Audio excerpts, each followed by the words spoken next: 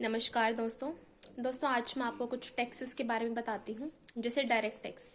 दोस्तों direct tax किसी व्यक्ति पर सेम व्यक्ति पर बोर्न होता है जो इसे बियर करता है और वो इसका बर्डन किसी और पर शिफ्ट नहीं कर सकता, जैसे इनकम टैक्स।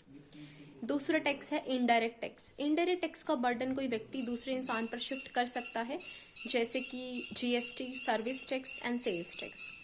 दोस्तों तीसरा टैक्स है प्रोग्रेसिव टैक्स। दोस्तों प्रोग्रेसिव टैक्स वह टैक्स है कि यदि किसी व्यक्ति की जितनी इनकम बढ़ती रहती है उसका टैक्स रेट भी उतना बढ़ेगा। तो इसका मतलब जो हाई इनकम वाले लोग हैं उनका टैक्स वो ज़्यादा पे करते हैं और लो इनकम वाले लोग उतना ही टैक्स कम पे करते हैं। दोस्तों प्रोग्रेसिव टैक्स को इम्प्लाई करने का जो मेन मकसद गवर्नमेंट का ये भी है कि इक्वालिटी को प्रमोट करना इकोनॉमी के अंदर एंड इनइक्वालिटी को दूर करने का।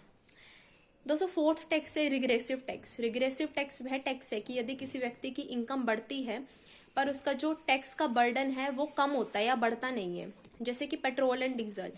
दोस्तों कोई गरीब व्यक्ति या अमीर व्यक्ति उसको सेम रेट पर पेट्रोल डीजल खरीदना पड़ता है। किसी गरीब व्यक्ति को ये नहीं कि वो पेट्रोल डीजल उसको कम पे मिल जाएगा, तो वो रिग्रेसिव टैक्स का एग्जाम्पल होता है। दोस्तों कुछ स्पेसिफिक टैक्स भी होते हैं, जैसे कि कुछ स्पेसिफिक कमोडिटीज पे लगते हैं। जैसे सिगरेट पर जो टैक्स लगता है वो उसकी लेंथ, ब्रेड्थ एंड उसकी क्वांटिटी के हिसाब से लगता है। धन्यवाद।